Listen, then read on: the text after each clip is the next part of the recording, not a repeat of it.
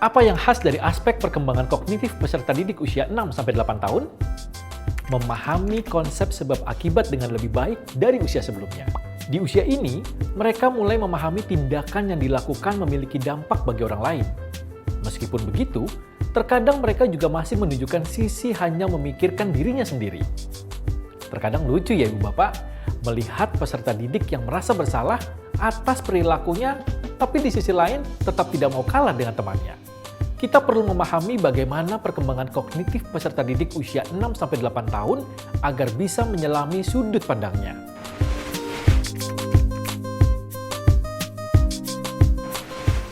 Bagaimana ciri perkembangan kognitif anak usia 6-7 tahun? Pada usia ini, anak mampu memahami berita atau cerita tentang kejadian buruk. Saat sedang menonton berita tentang sebuah kecelakaan, peserta didik dapat memahami bahwa hal tersebut sebagai peristiwa yang membuat tidak nyaman dan menyebabkan kesedihan pada keluarga yang ditinggalkan. Mencoba menggunakan uang untuk transaksi sehari-hari. Hal ini dapat terlihat ketika peserta didik meminta orang tuanya memberikan uang untuk membayar jajannya sendiri meski saat orang tua berada di sampingnya. Mulai memahami konsep waktu, misalnya menceritakan kembali suatu peristiwa dengan urutan waktu. Di sela-sela menjelaskan pelajaran, ada beberapa peserta didik yang suka bercerita tentang kesehariannya atau liburannya dengan menunjukkan urutan kegiatan. Terbayang ya Ibu Bapak, salah satu kata yang sering digunakan saat bercerita adalah "terus habis itu?". Mengelompokkan benda dengan baik berdasarkan ukuran, bentuk, dan warna. Kita sesekali melihat peserta didik suka mengurutkan beberapa pensilnya di atas meja dari yang terpanjang hingga terpendek. Atau saat kita mengintip isi tas sekolah, ada peserta didik yang mengelompokkan buku tulisnya berdasarkan tinggi maupun lebarnya. Menikmati tantangan saat bermain. Misalnya, mereka nampak antusias saat kita memberikan tantangan untuk menyelesaikan tugas pengurangan dalam 5 menit dan memintanya untuk mengacukan tangan ketika sudah selesai. Di usia selanjutnya, yaitu 7-8 tahun, perkembangan kognitif anak menunjukkan mampu membedakan fantasi dan realita dengan lebih baik dari usia sebelumnya. Peserta didik akan sulit percaya ketika kita bicara tentang monster besar dan berkomentar, "Itu cuma ada dalam cerita-cerita di buku saja, Pak, Bu." Senang menghitung uang dan menabung. Pernah dengar ya Ibu Bapak, ada peserta didik yang bercerita ingin membeli sesuatu dengan uang tabungan yang dimilikinya. Memahami kuantitas ruang dan waktu. Misalnya, 1 tahun merupakan waktu yang lama. 100 km merupakan jarak yang jauh. Peserta didik bercerita tentang pengalamannya ke suatu tempat dengan berjalan kaki. Seperti ia memahami bahwa jarak dari rumahnya ke sekolah lebih jauh dari jarak rumahnya ke minimarket. Memahami dengan baik operasi penjumlahan dan pengurangan. Jadi teringat ya Ibu Bapak, ada sebagian peserta didik yang menggunakan jarinya ketika sedang berhitung. Mulai membuat perencanaan. Misalnya, saya akan menyimpan bekal saya untuk pulang nanti. Seru sekali ya Ibu Bapak, saat mereka antusias menerima tantangan permainan yang diberikan di kelas, bercerita pengalaman secara kronologis dan tertarik dengan konsep uang untuk bertransaksi ataupun menabung.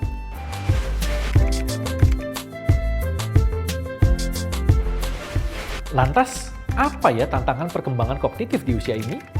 Seberapa sering Ibu Bapak pendidik mendapatkan banyak pertanyaan atau mendengar celotehan peserta didik? Lalu, pernahkah Ibu Bapak mendapat cerita dari sebagian orang tua mengenai peserta didik yang suka berantakan atau bermain kotor-kotoran? Beberapa situasi ini akhirnya membuat peserta didik dilabel sebagai anak yang cerewet, pembuat kotor, serta berantakan. Padahal, perilaku peserta didik ini merupakan bentuk eksplorasi kognitif agar kemampuan memahami konsep sebab akibat lebih berkembang. Tantangan lain yang biasanya terjadi adalah perhatian peserta didik mudah teralihkan dan kerap lupa dengan hal yang perlu dilakukan.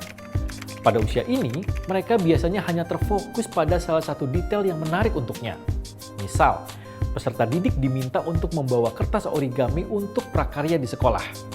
Namun, ia teralihkan dengan kegiatan-kegiatan lain, seperti bermain atau mengerjakan tugas sekolah. Di saat malam hari atau keesokan pagi, ia baru mengatakan pada orang tuanya harus membawa kertas origami. Dalam hal ini, peserta didik membutuhkan bantuan untuk bisa fokus dan mengingat hal penting yang perlu dilakukan atau diperhatikan.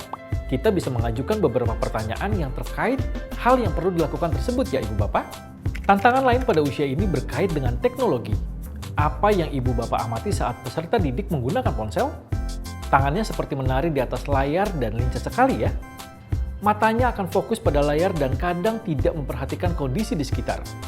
Dipanggil pun tidak menoleh. Kita penasaran, apa yang sebenarnya sedang mereka buka? Seru sekali kelihatannya. Di usia ini, peserta didik menunjukkan ketertarikannya dalam penggunaan teknologi. Mereka senang mengeksplorasi fitur yang ditampilkan pada gawai dan bagaimana cara mengoperasikannya.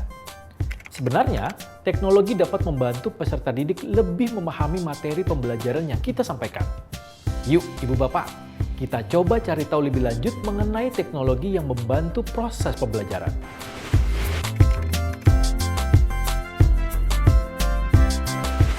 Untuk mengantisipasi dan mengatasi masalah perkembangan kognitif, kita dapat memberikan stimulasi yang tepat. Apa saja itu?